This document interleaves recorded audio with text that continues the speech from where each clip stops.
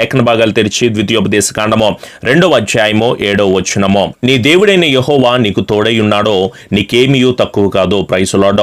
ఆయన మనకు తోడై ఉన్నాడు. మనం ఇంకా దిగులు పడాల్సిన అవసరం లేదు, బాధపడాల్సిన అవసరం లేదు. ఈ రోజు మీరందరూ కూడా చక్కగా తలారా స్నానం చేయండి. వేషధారణ భక్తిని తీసివేసుకోండి, పాపిష్టి క్రియలను మీరు తీసివేసుకోండి.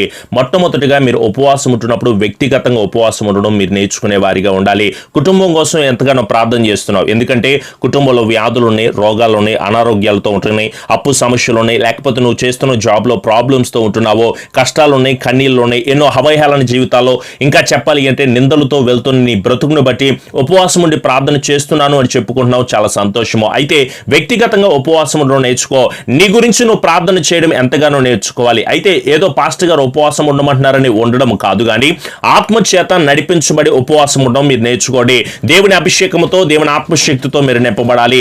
ఏదో ఉపవాసం ఉంటున్నాను బ్రదర్, ఏమీ తినకుండా ఉంటున్నాను అని చెప్పడమే కాదండి, ప్రార్థన చేత మీరందరూ కూడా నింపబడే వారిగా ఉండాలి. ఏదో ప్రార్థన చేస్తున్నారు, ఆత్మచేత నింపబడమే కాదు, దేవుని వాక్యాన్ని నిరంతరం కూడా ధ్యానం చేస్తూ చదువుతూ నీ ఉపవాస క్రమాన్ని ముందుకు తీసుకెళ్లే వారిగా ఉండాలి. నీ ఉపవాసం ఉన్నట్టు ఎవరికి చెప్పుకోవాల్సినంత అవసరం లేదో, రహస్యముగా చూచుచున్న తండ్రి ప్రతిఫలాన్ని కలుగు చేయబడేలాగున తప్పకుండా దేవుడు మీ కుటుంబంలో కార్యములు జరిగించబడేలాగున, ఎలా జరుగుతుంది మిరాకిల్, ఎలా జరుగుతుంది కార్యాల్లో, అవదనుకున్నాము, జరగదనుకున్నాము, ఏమీ వల్ల కాదు అని చెప్పేసి అనుకుంటున్న ప్రతి విషయము కూడా ఉపవాస ప్రార్థన వల్ల తప్పకుండా కార్యాలు జరిగించబడతాయి. చెరసాల్లో ఉన్న వారికి విడుదల కలిగిందండి.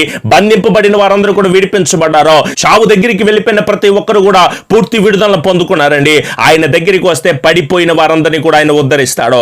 కృంగిపోయిన స్థితిలో ఉంటున్నావని బాధపడతా ఉంటున్నావు కదా, నిన్ను తప్పకుండా లేవనెత్తుతాడు. గుండె చెదరి దిగులు పడుతున్న ప్రతి ఒక్క పరిస్థితిని కూడా తప్పకుండా ఆయన బాగు చేస్తాడు. ఈ రోజు మన గాయములు కట్టువాడు ఆయనే.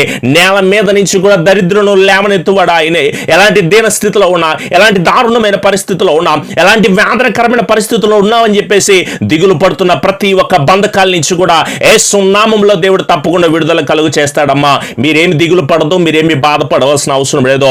శ్రమ దినం వచ్చినప్పుడు మనం కృంగిపోతే ఎలా, శ్రమ వచ్చినప్పుడు మనం అందరం కూడా బాధపడితే ఎలా, అలా కాకుండా ఆ శ్రమను మనమందరం కూడా జయించే వారిగా ఉందామో. ఆయన భేదంలో కూడా పైకి లేవనెత్తువాడండి. దరిద్రులకు న్యాయము తీర్చేవాడు ఆయన. తండ్రి లేని వారు అనుకుంటున్నారు కదా, భేదవారు అనుకుంటున్నారు కదా, పేదవారు అనుకుంటున్నారు కదా, స్వస్థత లేదు అని చెప్పేసి అనుకుంటా ఉంటున్నారు కదా. తండ్రి లేని వారినైనా దేవుడు సహాయాన్ని దయచేస్తాడు. అమ్మ, భర్త లేడని, బిడ్డలు లేరని, కుటుంబం లేరని మీరెవరు దిగులు పడాల్సిన అవసరం లేదు. నా దేవుడు అనాథలను కూడా ఆదరించే దేవుడు. ఏకాంగులుగా ఉంటున్నారు బ్రదర్, నాకు బిడ్డలు లేరండి, లేకపోతే నాకు పెళ్లి కాలేదు అని చెప్తున్న వాళ్ళు ఎంతో మంది ఉంటున్నారు. ఏకాంగులు కూడా సంసారులుగా చేస్తాడో. గర్భఫలాన్ని తెరవగలిగింది సర్వోన్నతుడైన దేవాది దేవుడు మాత్రమే. నేను ప్రకటిస్తున్న సర్వోన్నతుడైన దేవాది దేవుడు ఒక్కడ మాత్రమే ఆయన గర్భఫలమును ఇవ్వగలిగిన, తెరవగలిగిన సమర్థత కలిగిన దేవుడు ఆయన. ఎలాంటి అద్భుత కార్యాలను చేస్తాడు ఆయన. దరిద్రులు మొర్ర పెట్టుకుంటుంటే వారి ప్రార్థన ఆలకిస్తాడు, దీనులు మొర్ర పెట్టుకుంటుంటే దేవుడు ప్రార్థన ఆలకిస్తాడు. కానీ మీరెవరు కూడా మొర్ర పెట్టలేని స్థితిలో ఉంటున్నారు. వాక్యం వింటున్నారు, చాలా సంతోషం బ్రదర్. వాక్యం ఆధ్యాత్మికంగా బలపడుతున్నామని చెప్పుకుంటున్నారు, కానీ నేను పరిశుద్ధాత్మ ద్వారా చెప్పగలను, నీ పాపిష్టి జీవితాన్ని నువ్వు వదిలిపెట్టలా, నీకున్న అంధకారమైన శక్తులను వదిలిపెట్టలా, చెడు క్రియలను వదిలిపెట్టలా, అదే పాపపు తలంపులు వదిలిపెట్టలా. నీ హృదయం పాపిష్టి తలంపుతో నిండిపోయింది. ఎన్నిసార్లు గద్దించినా, ఎన్ని వాక్యాలు చూపిస్తున్నా, ఎన్ని రకాలుగా ఉండాలి అని తెలియచేస్తా ఉంటున్నా సరే అదే పాపిష్టి బ్రతుకో బ్రదర్. ఇలా ఉండకపోతే బాగోదు, ఇలా జీవించకపోతే బాగోదు, ఇలా వెళ్ళకపోతే బాగోదు అంటే అలా వెళితే నరకానికి వెళ్తావు అని తెలియచేస్తా ఉన్నప్పుడు అలా వెళ్ళడమే బాగుందా నీకు? బంధువులు ఏమన్నా తోడై ఉంటారు అనుకుంటున్నావా? ఎవరైనా హాస్పిటల్లో ఉంటే బంధువుల విషయం ఏంటో అర్థమవుతుంది. నేను నిజంగా చెప్పగలను, నా బంధువులు మీరే, నా కుటుంబం మీరే అని చెప్పడానికి నేను ఎంతగానో ఆనందపడతా ఉంటానో. బంధువులు సహాయాన్ని అందించవచ్చు, అందించకపోవచ్చు, కానీ సర్వోన్నతుడైన దేవుడే నడిపిస్తూ ఉంటున్నాడు. స్నేహితులకి ఏదైనా అవసరం వచ్చింది అనుకోండి, కనీసం నీ ఫోన్ కూడా లిఫ్ట్ చేసే వారిగా వాళ్ళు ఉంటారు, ఉండకపోవచ్చు. అయితే వీళ్ళందరినీ బట్టి నువ్వు ఆలోచించవలసిన అవసరం లేదు. నువ్వు ఎలాంటి స్థితిలో ఉన్నా, ఎలాంటి పరిస్థితిలో ఉన్నా సరే నా యేసయ్యను నమ్ముకుంటే నీ స్థితిని మారుతుంది, నీ పరిస్థితిని మారుతుంది. నీవు ఇప్పుడు ఎదుర్కొంటున్న ప్రతి ఇబ్బందికరమైన పరిస్థితిలో ఆయన దగ్గరికి నువ్వు చేరితే తప్పకుండా గొప్ప జయాన్ని పొందుకుంటావు. విదేశాల్లో ఉన్నాను బ్రదర్, ఎక్కడో నేను దూరంగా ఉంటున్నాను, నా అక్కమ్మ గురించి, పాస్పోర్ట్ గురించి, బుకాతా గురించి ప్రార్థన చేయండి అని తెలియజేస్తూ ఉంటున్నారు. అమ్మా, మీరేమి దిగులు పడవలసిన అవసరం లేదు. మీకేది తక్కువ రాదో. మీరు ఎక్కడికి వెళ్తున్నా, ఏ ప్రాంతానికి వెళ్తున్నా, ఏ ప్రదేశంలో ఉంటున్నా, ఏ ఇంటిలో నువ్వు పనిచేస్తూ ఉంటున్నా సరే, ఎక్కడ ఏ ఫ్యాక్టరీలో ఏ స్థితిలో నువ్వు పనిచేస్తూ ఉంటున్నా సరే, నీకేది కూడా తక్కువ రాకుండా నీతో ఎల్లప్పుడు కూడా తోడై ఉండే సర్వోన్నతుడైన దేవుడు నేను ప్రకటిస్తున్న నజరేయుడైన యేసు ప్రభుల వారు. యేసు ప్రభుల వారి పెళ్లికి వెళ్తే నీటిని ద్రాక్షరసంగా మార్చాడు ఆయన. ఆయన ప్రాంతంలో ట్రావెల్ చేసుకుంటూ వెళ్తుంటే పుట్టుగుడ్డి వారు చూసేదట్లో, చెవిటి వారు వినేదట్లో, మోగవారు మాట్లాడేటట్లు చేశాడు ఆయన. పక్షవాయువు కలిగిన వాళ్ళు కానీ, ఓత్సకాల చేతులు కలిగిన వాళ్ళు కానీ, నడు వంగిపోయిన వారిని కానీ దేవుడు స్వస్థపరిచాడండి. ఎంత మంది చేత అద్భుత కార్యాలు జరిగించలేదు ఆయన.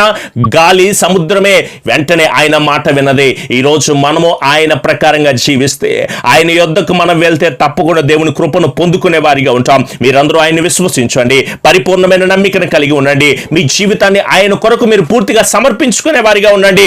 బ్రతుకు మారట్లేదు బ్రదర్ అంటే ఎందుకు మారిద్ది? ఆయన దగ్గరికి వచ్చావు కానీ నీవు పూర్తిగా ఆయనకి సమర్పించుకోలేని బ్రతుకు ఎందుకు మారుతుంది? ఏం ఉపయోగం ఉంది చెప్పండి? ఆయన పాదాల చెంత చేరదాం, వాక్య ప్రకారంగా నడుచుకుందాం. వేరొక ఆలోచన లేదు, వేరొక తలంపు లేదు, వేరొక విధానం లేదు. మన బ్రతుకంతా కూడా అంధకారమయమైపోయింది. ఏం చేస్తున్నాం అర్థం కాని స్థితిలో ఉంటున్నాం. వెలుగైన క్రీస్తులోకి మీరు రండి.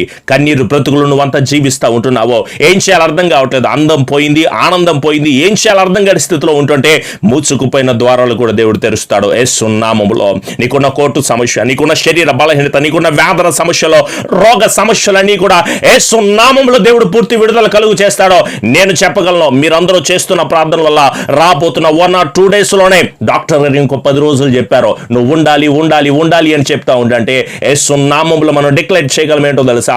అమ్మగారు తప్పకుండా 1 or 2 days లోనే మన మధ్యలో రికవరీగా ఉండి మంచి సాక్ష్యాన్ని తెలియచేసే గొప్ప కృపను దేవుడు దయచేయబడును గాక. విశ్వాసముతో ఉందాం, నమ్మికతో ఉందాం, కృతమైన నిశ్చయాన్ని కలిగి ఉందాం. మీరందరూ ప్రార్థన చేస్తున్నారు, సంతోషం. ఈ రోజు మనం చేస్తున్న ఉపవాస ప్రార్థన దీవెనకరముగా, మహిమకరముగా, ఆశీర్వాదకరంగా నడిపించబడేలాగున ప్రార్థన చేద్దాం. మీకున్న కష్టాలు కానీ, సమస్యలు కానీ, వ్యాధులు కానీ, బాధలు కానీ, కుటుంబ సమస్యలు కానీ, ఎన్నో రకాలైన బాధల చేత మీరందరూ బాధపడుతున్న సమయంలో కూడా మనం ఎవ్వరూ కూడా బాధపడవలసిన అవసరం లేదు. ఆయనే చెప్పిన మాటను మనం అందరూ మర్చిపోతే ఎట్లా? ఏదో బాధ వచ్చిందని మర్చిపోతే ఎట్లా అండి? మనము ప్రయాసపడి భారం మోస్తున్న సమస్తమైన జనులారా మీరు నా యొద్దకు రండి, నేను మీకు విశ్రాంతిని కలుగు చేస్తానన్నాడు.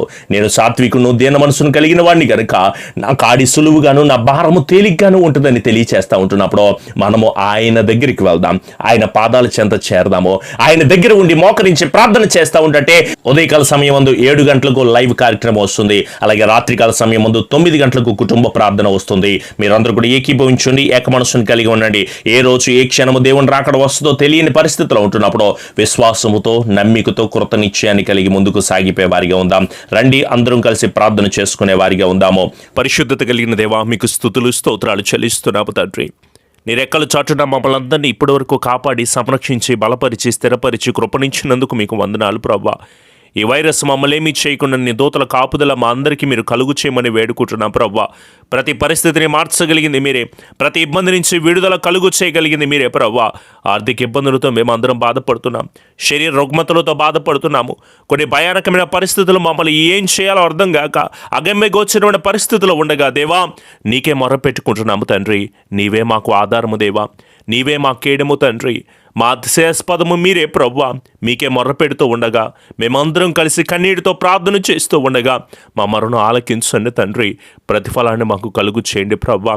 అనేక మంది ఇబ్బందులు పడుతున్న ప్రతి ఇబ్బంది నుంచి విడుదల కలుగు చేసి మా దేవుడు నీవే అని మిమ్మల్ని ఆరాధన చేస్తూ ఉండగా మా అందరికీ స్వస్థత, విడుదల, నెమ్మది, సమాధానమును ఆశీర్వాదకరంగా మమ్మల్ని అందరినీ కూడా నింపమని వేడుకుంటున్నాము ప్రభువా. బిడ్డలందరూ ఈరోజు చేస్తున్న ప్రతి పనిలో ఏ వైరస్ బిడ్డలను తాకనీయకుండా నీ కృపచేత నింపమని, స్థిరపరచమని, బలపరచమని, ఎవరైతే జ్వరాలతో వారి సిమ్టమ్స్తో బాధపడుతూ ఉంటున్నారో వాటన్నిటి నుంచి విడుదల కలుగు చేసి నీ కృపతో, నీ క్షేమంతో మమ్మల్ని అందరికీ కూడా నింపి బలమును దయచేసి ఆశీర్వదించమని మా ప్రియ రక్షకుడైన యేసు నామములో అడుగుచున్నాము తండ్రి, ఆమెన్.